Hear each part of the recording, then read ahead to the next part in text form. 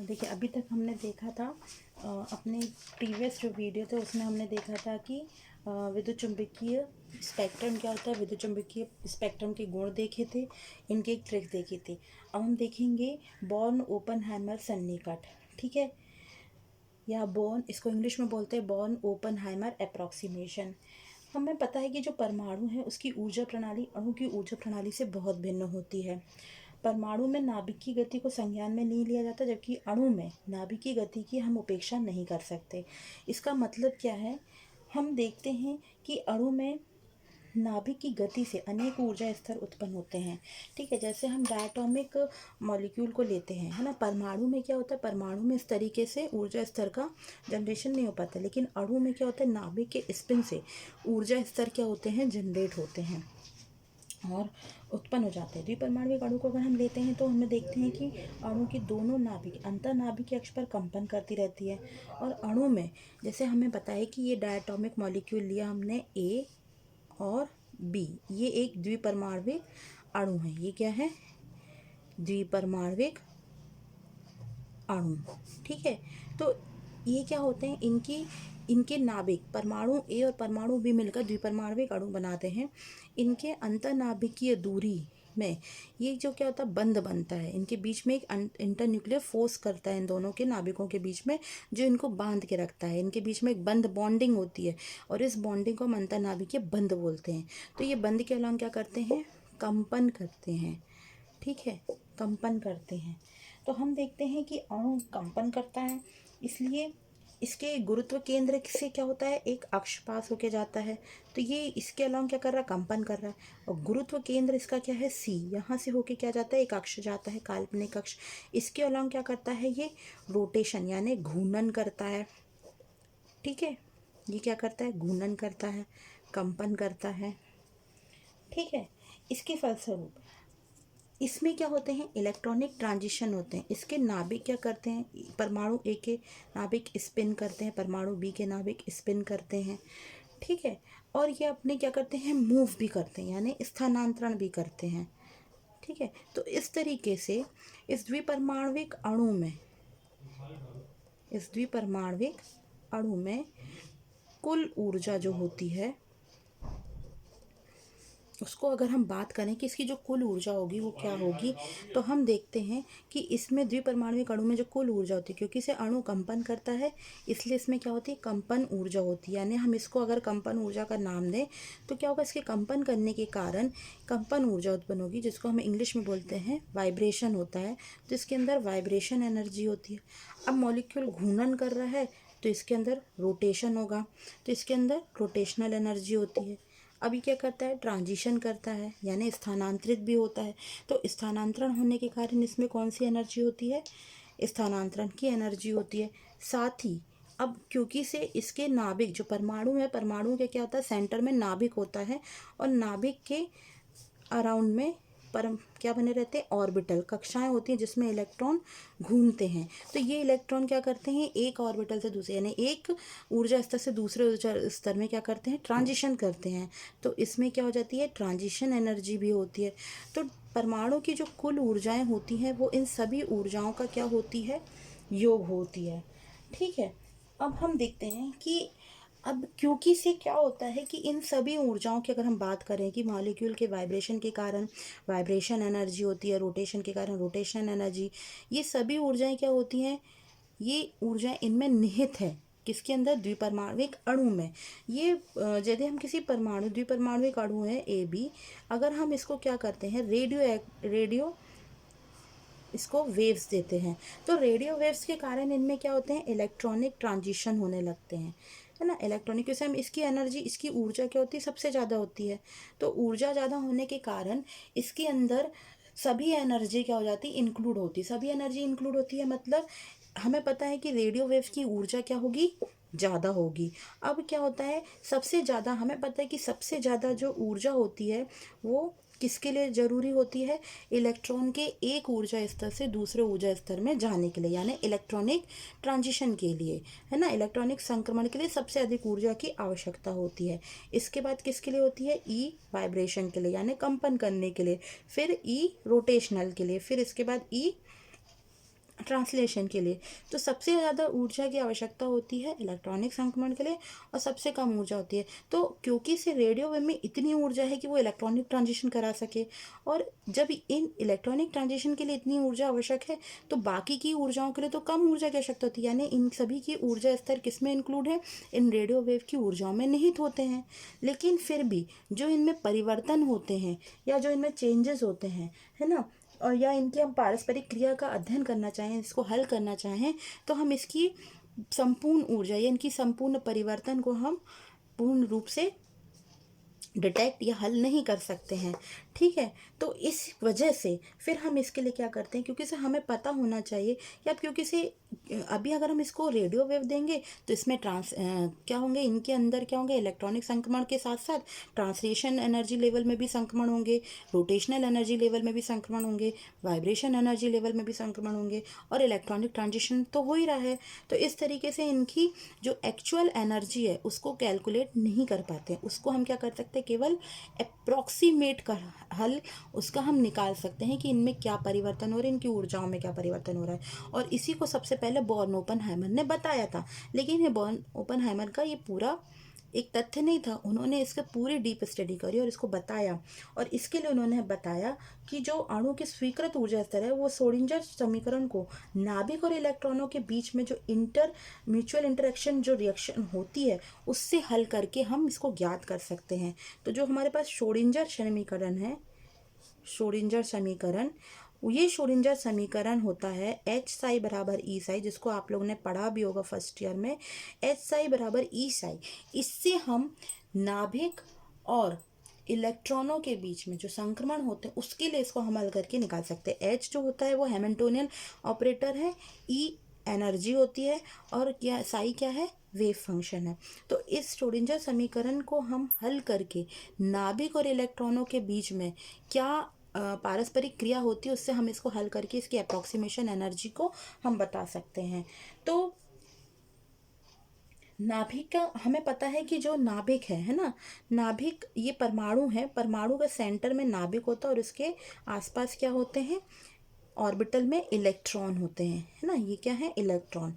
अब जो नाभिक का है ना, यानी न्यूक्लियस का जो मास होता है, इसको अपन MnU से रिप्रेजेंट करें और इलेक्ट्रॉन के मास को Me से रिप्रेजेंट करें, तो MnU यानी mass of nucleus, N capital N से represent is greater than Me, यानी न्यूक्लियस का मास जो होता है वो इलेक्ट्रॉन के मास से बहुत अधिक होता है। ठीक है, और इस चीज़ को हम जब सॉल्व करेंगे तो देखो इसमें किस तरीके से हाइपोथेसिस करके और इसका अप्रॉक्सीमेशन वैल्यू हम बॉर्न ओपनर ने निकाली है। उन्होंने बताया कि सेंटर में जो नाभिक है इसका मास इलेक्ट्रॉन के मास से बहुत अधिक होता है। अब क्या करेंगे, जो नाभिक है वो अपने उस पर न्यूक्लियस पे क्या कर रहा है, स्पिन कर रहा है, और इलेक्ट्रॉन ऑर्बिटल में क्या कर रहे हैं, रोटेट कर रहे हैं। तो अब होता क्या है कि जब इस तरीके से जब ये रोटेशन करते हैं तो इलेक्ट्रॉनों के मूवमेंट से, है ना, इलेक्ट्रॉन की गति करने से नाभिक पर इसका कोई प्रभाव नहीं पड़ेगा, है ना। इलेक्ट्रॉन अगर मूव करेगा तो इलेक्ट्रॉनों की गति का नाभिक की गति पर कोई प्रभाव नहीं पड़ेगा। लेकिन नाभिक अगर गति करेगा तो नाभिक की गति पर नाभिक की गति से इलेक्ट्रॉनों पर प्रभाव पड़ता है। तो इसको क्या किया जाएगा, क्योंकि से नाभिक की गति ज़्यादा होगी और इलेक्ट्रॉनों की गति मंद होती है। ठीक है, तो इलेक्ट्रॉन नाभिक की गति से प्रभावित हो जाते हैं, जबकि नाभिक की गति पर इलेक्ट्रॉन की गति का कोई विशेष प्रभाव नहीं होता है ना। और अगर हम इन दोनों की गति को पृथक माने तो सबसे पहले हम इन ऊर्जाओं को क्या करेंगे, पहले इलेक्ट्रॉनों को हम ये मानेंगे कि मान लो इलेक्ट्रॉन स्थिर है, क्यों, क्योंकि से इसका मास क्या है, नाभिक के मास की तुलना में कम है, और नाभिक का इलेक्ट्रॉनों की गति करने पर कोई प्रभाव नहीं पड़ता, लेकिन नाभिक की गति पर इलेक्ट्रॉनों पर प्रभाव पड़ता है। तो हम क्या करेंगे, इलेक्ट्रॉनों की गति को स्थिर मानते हुए पहले इस समीकरण के लिए नाभिक के लिए हल करेंगे, इस समय श्रोडिंगर समीकरण नाभिक के लिए सॉल्व करके एनर्जी का मान निकालेंगे, और फिर नाभिक को स्थिर मानते हुए इलेक्ट्रॉनों की गति के लिए इस श्रोडिंगर समीकरण से एनर्जी का मान निकालेंगे। ठीक है, तो गतिमान नाभिक और गतिमान इलेक्ट्रॉनों की गति को एक दूसरे से पृथक मानना ही ये बॉर्न ओपेनहाइमर में समावेशित है। यानी बॉर्न ओपेनहाइमर का अगर हम एक बात कहें तो बॉर्न ओपेनहाइमर सन्निकटन के अनुसार अणु में गतिमान इलेक्ट्रॉनों की गति और गतिमान नाभिकों की गति पृथक मानी जा सकती है, और इलेक्ट्रॉनों की गति के लिए श्रोडिंगर समीकरण को और नाभिक को स्थिर मानते हल किया जा सकता है, और फिर इलेक्ट्रॉनों को स्थिर मानते हुए नाभिक लेते हैं। यही जो है बॉर्न ओपेनहाइमर सन्निकट है। ठीक है, तो बॉर्न ओपेनहाइमर सन्निकट के अनुसार क्या है कि अणु एक बार इलेक्ट्रॉनों की गति को स्थिर माना उन्होंने, और नाभिक के लिए श्रोडिंगर समीकरण की सहायता से ऊर्जा का मान निकाला, फिर एक बार नाभिक को स्थिर मानते हुए इलेक्ट्रॉनों के लिए निकाला। तो गतिमान नाभिक और गतिमान इलेक्ट्रॉनों को अलग अलग हल करके उन्होंने श्रोडिंगर समीकरण के द्वारा, मतलब उन्होंने माना कि गतिमान इलेक्ट्रॉन और गतिमान नाभिक की जो गति होती है वो अलग पृथक मानी जाती है, और इन्हीं पृथक गतियों के लिए श्रोडिंगर समीकरण की सहायता से इनमें होने वाले परिवर्तन को ज्ञात किया जा सकता है। और यही जो संकल्पना है ये बॉर्न ओपेनहाइमर सन्निकट है। अब क्योंकि से एक बार नाभिक को स्थिर मानते हुए फिर एक बार इलेक्ट्रॉनों को स्थिर मानते हुए इनके लिए ऊर्जाओं के मान परिकलित किए गए, तो हमको द्विपरमाणविक अणु के लिए एक्चुअल हमको ऊर्जाओं के मान परिकलित नहीं कर सकते, हमको केवल एक अप्रॉक्सीमेट वैल्यू मिलती है, इसलिए इसे बॉर्न ओपेनहाइमर सन्निकट कहते हैं। ठीक है, ये चीज़ आपको समझ में आई। इसके बाद हम देखते हैं स्वतंत्रता की कोटि, डिग्री ऑफ फ्रीडम।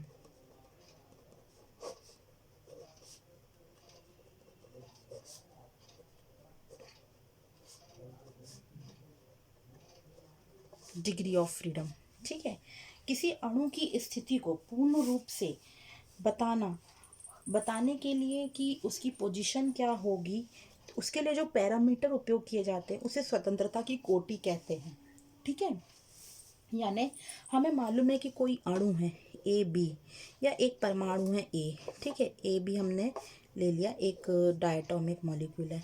अब हमको इसकी स्थिति बताना है ना, तो स्थिति बताने के लिए हमको जो पैरामीटर उपयोग में आते हैं कि हम ए बी किस पोजीशन पर है या ए किस पोजीशन पर है, उसके लिए जो पैरामीटर उपयोग किए जाते हैं उसे हम क्या कहते हैं, स्वतंत्रता की कोटि देते हैं। ठीक है, तो अब अब गैसीय परमाणु की जब किसी गैसीय अणु की हम बात करते हैं, किसी गैसीय अणु को हम ऊष्मा देते हैं, तो अणु में कितने प्रकार की गतियाँ होती हैं? अणु में 3 प्रकार की गतियाँ होती हैं। एक होती है उसमें स्थानांतरी गति, दूसरी होती है घूर्णीय गति, और तीसरी होती है कंपन गति। ये 3 प्रकार की उनमें क्या होती हैं, गैसीय अणु को ऊष्मा दी जाती है तो इनमें 3 प्रकार की गतियां होती हैं। ठीक है, अब इन 3 प्रकार की गतियों के लिए हमें स्वतंत्रता की कोटि की बात करते हैं। तो क्योंकि से स्थानांतरण होता है तो स्थानांतरण की क्या होगी, 3 स्वतंत्रता की कोटि होगी। घूर्णन की बात करें, कंपन की बात करें, तो तीनों गतियां अणु की 3 स्वतंत्रता की कोटि के साथ मानी जाती हैं। अब हम परमाणु की बात करें, तो परमाणु में स्वतंत्रता की कोटि जो होती है वो स्थानांतरित स्वतंत्रता की कोटि होती है। परमाणु की बात करें तो परमाणु, मान लो हमने ये परमाणु माना, इससे होके 3 अक्ष जा रहे हैं, एक्स वाई जेड। अब ये परमाणु जो है वो एक्स अक्ष के अलॉन्ग स्थानांतरित हो सकता है, वाई अक्ष के अलॉन्ग स्थानांतरित हो सकता है, जेड अक्ष के अलॉन्ग क्या हो सकता है, स्थानांतरित हो सकता है। तो इसकी जो स्वतंत्रता की कोटि होगी, यानी डिग्री ऑफ फ्रीडम, जिसे DOF से रिप्रेजेंट करते हैं, वो स्थानांतरित जो गति होगी, स्थानांतरित डिग्री ऑफ फ्रीडम जो होगी वो कितनी होगी, 3। क्यों? क्योंकि इसे 3 अक्षों के अलॉन्ग क्या कर सकता है, गति कर सकता है। ठीक है, अब ये घूर्णन नहीं कर सकता ये एक्स वाई जेड के अलॉन्ग, तो इसकी घूर्णी गति जो होती है वो 0 होगी, है ना। अब अगर हम डायटोमिक मॉलिक्यूल की बात करें, डायटोमिक मॉलिक्यूल यानी ए और बी, है ना, ए बी हमने डायटोमिक मॉलिक्यूल बात करी।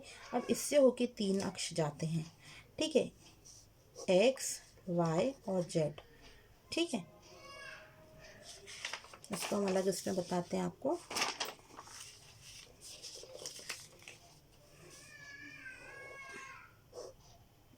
ये ए बी, तो ये एक्स अक्ष, वाई अक्ष, जेड अक्ष। तो इसमें ये यहाँ स्थानांतरित हो सकता है एक्स अक्ष के अलॉन्ग, वाई अक्ष के अलॉन्ग, जेड अक्ष के अलॉन्ग। तो इसमें स्थानांतरण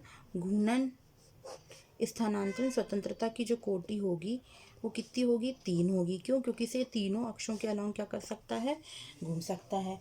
ठीक है। और अगर हम इसकी बात करें कि इसमें घूर्णन, तो ये घूर्णन किसके अलॉन्ग कर सकता है, ये एक्स अक्ष के अलॉन्ग घूर्णन नहीं कर सकता। क्यों? अगर रोटेशन करेगा तो कैसे करेगा, ये इस तरीके से रोटेट करेगा एक्स अक्ष में। तो जब एक्स अक्ष के अलॉन्ग वो तेजी से रोटेट करेगा तो इनका जो गुरुत्व केंद्र है, ये गुरुत्व केंद्र है यहाँ, तो गुरुत्व केंद्र से इनके बीच की दूरी जो आर है वो कम होती जाती है। गुरुत्व केंद्र की दूरी कम होने के कारण इसको, जो ये एक्स अक्ष के अलॉन्ग इसकी घूर्णन की गति को क्या कहा जाता है, नेगलेक्ट माना जाता है।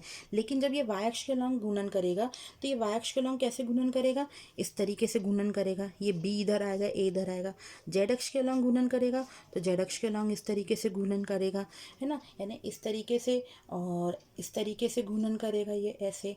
तो इस तरीके से इनमें दो तरीके की घूर्णन स्वतंत्रता की कोटि मिलेगी, एक वाई और एक जेड अक्ष के अलॉन्ग। तो घूर्णन स्वतंत्रता की जो कोटि होती है इसमें वो कितनी होगी, 2 होगी। क्यों? क्योंकि से केवल वाई और जेड अक्ष के अलॉन्ग घूर्णन कर सकेगा लेकिन एक्स के अलॉन्ग नहीं। तो इसमें टोटल डिग्री ऑफ फ्रीडम जो होती है वो कितनी होगी, 5 होगी।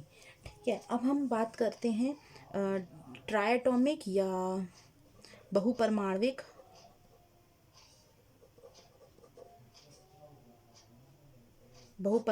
अणु की। तो बहुपरमाणविक अणु में क्या होंगे, सेम यही चीज़ होगी। अगर हम देखो इसका एक एग्जांपल लेके, SO3 है ना, तो सल्फर,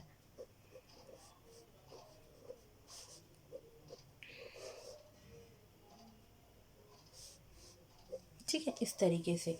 तो अब इसमें आप देखो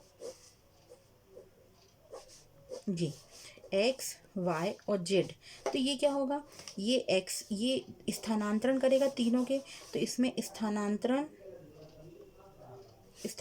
स्वतंत्रता की कोटि कितनी होगी, स्थानांतरण स्वतंत्रता की कोटि होगी 3। ठीक है। अब घूर्णन स्वतंत्रता की कोटि की बात करें तो घूर्णन स्वतंत्रता की जो कोटि होगी वो कितनी होगी। अब ये देखो, ये एक्स अक्ष के अलॉन्ग भी घूर्णन कर सकता है, ये इधर ये इधर, ठीक है। अब ये इस तरीके से वाई अक्ष के अलॉन्ग भी कर सकता है, जेड अक्ष के अलॉन्ग भी कर सकता है। तो इसमें टोटल कितनी होगी, 3, है ना। घूर्णन स्वतंत्रता की कोटि कितनी होगी, 3।